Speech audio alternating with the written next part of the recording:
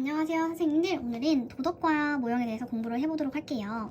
먼저 도덕과는 크게 6모형과 10모형으로 구분이 되는데요. 이 6모형은 뭐냐면 도덕과 교수학습의 일반적 과정 절차, 일반적으로 어떤 과정을 걸쳐서 도덕과 수업이 진행되는지에 따라 구분을 한 일반적 과정 절차에 나오는 6모형이에요.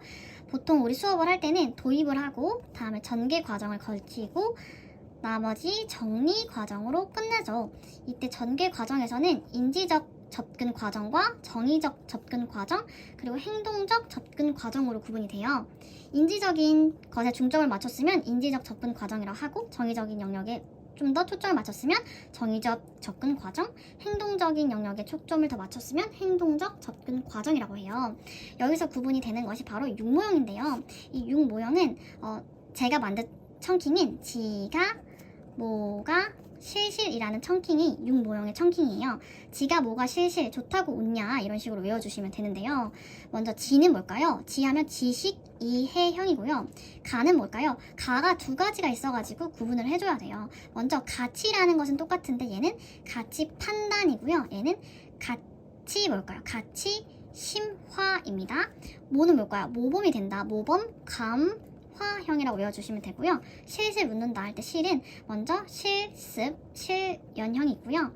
실천, 체험형이 있습니다.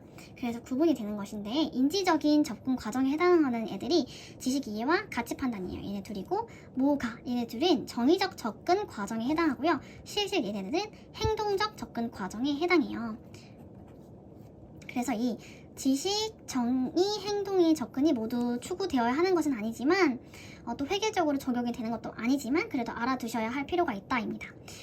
지식 이해형을 이제 차시에 적용을 하면 뭐뭐의 의미를 알 수 있다, 뭐뭐의 중요성을 알 수 있다 이런 식으로 목표가 세워지겠고, 가치 판단은 뭐뭐를 바르게 판단할 수 있다, 올바르게 의사결정할 수 있다 이런 식으로 학습 목표가 세워져요.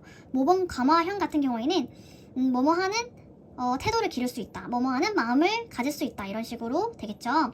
실습, 실현, 실천, 체험 뭐예요? 뭐뭐를 할 수 있다, 뭐뭐를 실천할 수 있다 이런 식으로 구분이 되겠죠. 얘네들에 따라서 뭐에 중점을 두느냐에 따라서 학습 목표가 달라진다는 점. 지가 뭐가 실실 좋다고 웃냐 도덕 모형 이제 단계명을 알아야 할 차례입니다.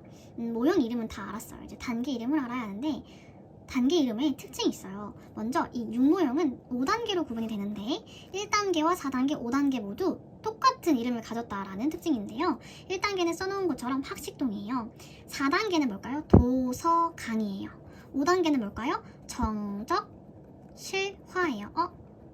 당연히 이게 풀네임은 아니겠죠. 교대를 생각하면서 제가 외운 청킹인데요. 교대에는 학식을 먹는 동이 있다. 교대에는 도서강이 있다. 도서강에는 정적이 항상 흐르는데 정적 실화냐 이런 식으로 외워주시면 됩니다. 학식동은 어떤 걸 줄임말일까요? 여러분 같이 써봅시다. 학습, 문제, 인식 및 뭘까요? 동기 유발입니다. 동기 유발.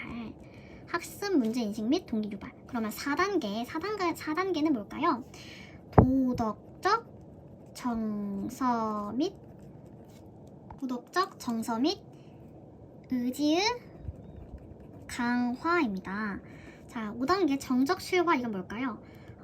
우리 도서관 정적 실화냐 할 때 정적 실화는 정리 및 확대 적용과 실천 생활화입니다. 자, 그러면 어떤 거를 청킹 땄는지 알겠죠? 학습 문제 인식 및 동기 유발은 학식동, 도서강은 도서강입니다.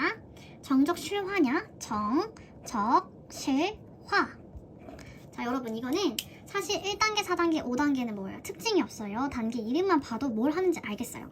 첫 번째 단계는 학습 문제를 알려주고 필요성을 유발하는 거겠죠. 4단계는 도덕적으로 올바른 행동을 할 수 있도록 그 정서와 의지를 강화시켜주는 역할을 하는 단계겠죠. 5단계 정적 실화 단계에서는 직접 학생들이 실천할 수 있도록 실천 계획표를 짜던가 그런 활동을 하는 것이 5단계가 되겠죠. 그러면 중요한 단계는 뭐예요? 이 6모형에서 중요한 단계는 결국 2단계랑 3단계라는 뜻입니다. 대충 1단계, 4단계, 5단계는 이렇게 청킹으로 맞출 수 있을 것 같아요. 그러면 2단계, 3단계는 어떻게 맞추냐? 우리가 2단계, 3단계 단계 이름을 외우는 것이 중요한데요. 얘네들도 특징이 있어요. 어떤 특징이냐면 이 6 모형 모두 다 2단계에는 제시라는 말이 들어가요. 제시. 오, 래퍼 제시라는 이름이 들어간다.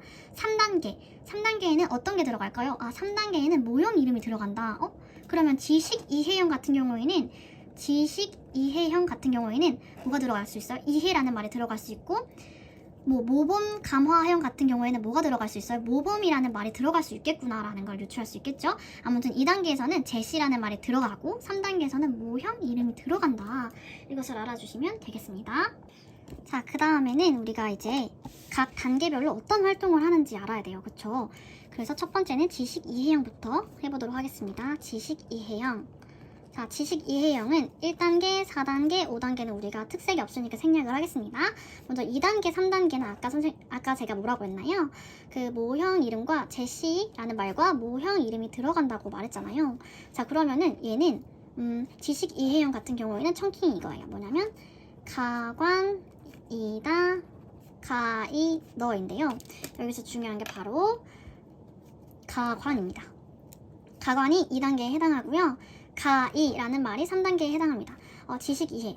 자기가 지식이 많다고 자랑하는 꼴이 가관이다, 가이너라는 건데요. 자, 가관은 무슨 줄임말이냐? 가치, 사례, 제시 및 관련, 규범, 파악이에요.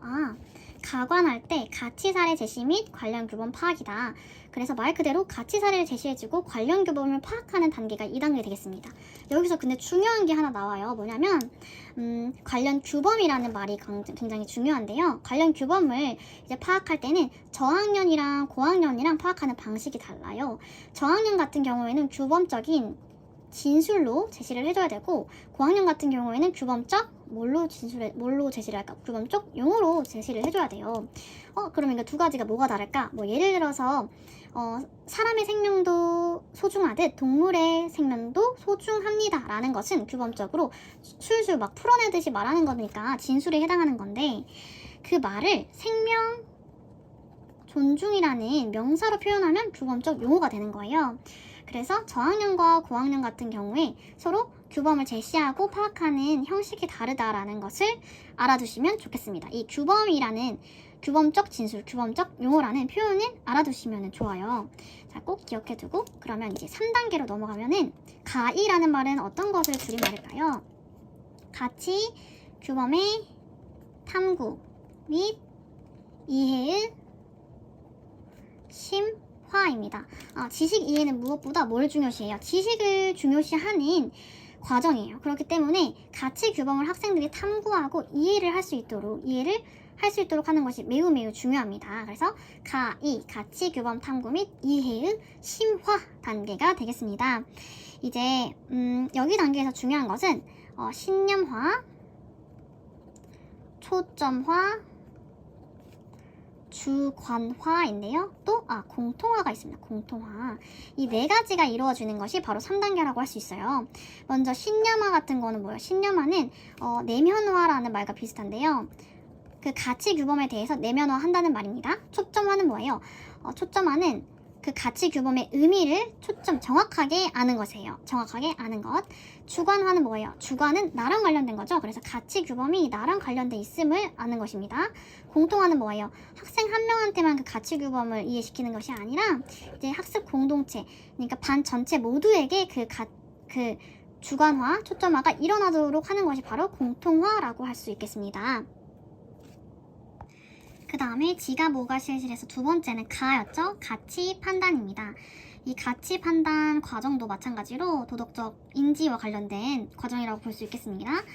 1단계, 4단계, 5단계 생략하고 2단계, 3단계 해보겠습니다. 2단계 먼저 가치 판단형은 어떤 청킹이냐면 문분, 안 판단, 합리적 결정입니다.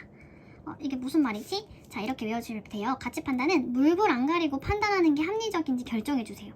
이렇게 하면 되는데, 판단이라는 말 들어가죠? 그래서 판단이라는 말 들어갑니다.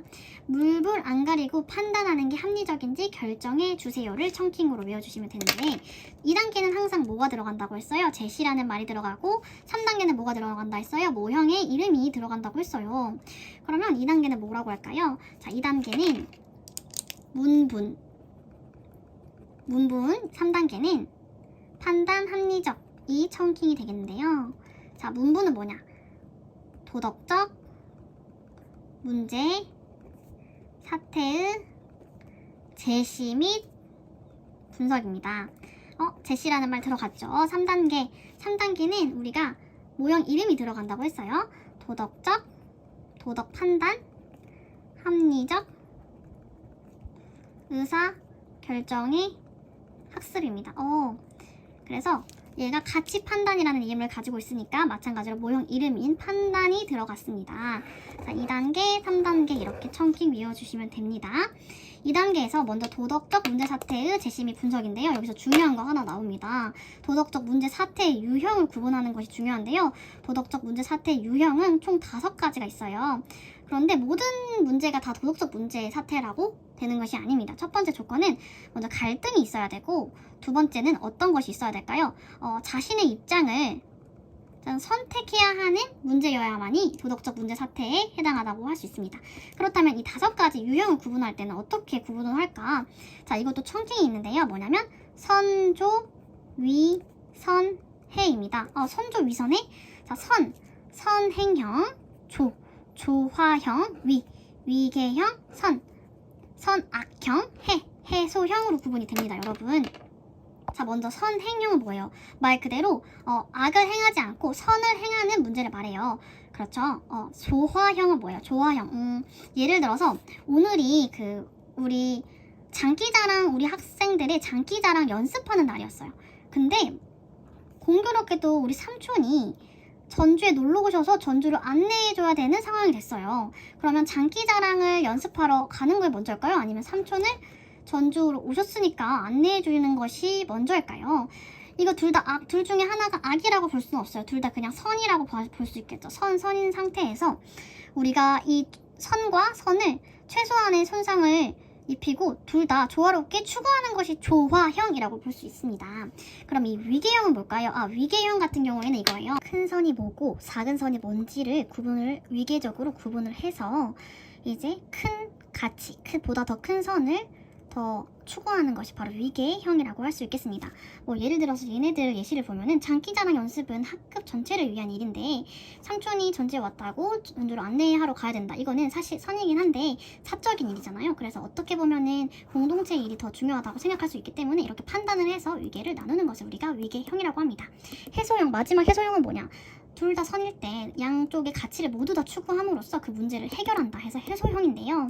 이제 학생들의 지적인 발달 수준에 따라서 이 5가지 중에 한 가지 또는 한 가지 이상을 적절히 선택하는 것이 좋겠습니다. 자, 그러면 이제 가치 판단형의 3번째 단계는 도덕 판단 및 합리적 의사결정 학습이라고 했잖아요. 여기서 3번째 단계는 말 그대로 도덕 판단을 해요. 그럼 도덕 판단을 하는데 어떻게 판단을 하냐? 2가지 방법이 있어요. 첫 번째는 연역적으로 하는 판단 방법과 두 번째는 기납적으로 하는 판단 방법이 있어요. 여러분들 이거는 다른 곳에서도 굉장히 많이 나오죠. 연역적으로 판단하는 것은 일반적인 도덕 원리에 따라서 그 구체적인 행위에 따른 구체적인 행위에 타당하다라는 것을 추론해내는 것을 말하고요. 기납적은 뭐예요? 기납적은 구체적인 여러 가지 사례들을 모아서 일반적으로 어떻게 해결해야 하는지 일반적인 해결 방법을 생각하는 것을 기납적이라고 해요. 그래서 도덕 판단은 연역적으로도 할 수 있고 기납적으로도 할 수 있습니다. 그럼 이렇게 추론을 2가지 방법을 통해서 하는데 우리가 길러줄 수 있는 건 뭐예요? 추론을 하기 때문에 도덕적 추론 능력도 길러주고, 그리고 뭐가 길러져요? 도덕적 당연히 사고력이 길러지겠죠. 그리고 사고 판단력이라고도 해요. 사고 판단력이 길러져요. 그리고 뭐가 길러져요? 합리적으로 의사 결정할 수 있는 그런 능력도 길러져요. 그래서 도덕 판단 능력, 합리적 의사 결정 능력, 그리고 판단하니까 도덕적 사고력도 길러진다. 자, 여기까지가 우리가 3단계라고 할 수 있겠습니다. 여기서 모관이 2단계, 모감이 3단계예요. 모관, 모감 이런 식으로 되는데 이건 뭘 줄임말일까요? 한번 맞춰볼까요?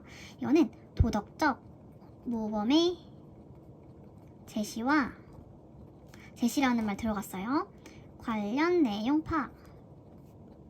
파악이요. 자, 3단계는 뭘까요? 마찬가지로 도덕적 모범의 탐구 및 감동 감화. 아까 감동을 받아서 따라한다고 했잖아요. 그래서 감동 가마라는 말 들어가요. 이 모범 가마형 같은 경우에는 둘 다 2단계, 3단계 둘 다 도덕적 모범의 어쪽으로 시작이 되죠. 도덕적 모범의 제시와 관련 내용 파악, 도덕적 모범의 탐구 및 감동 가마예요.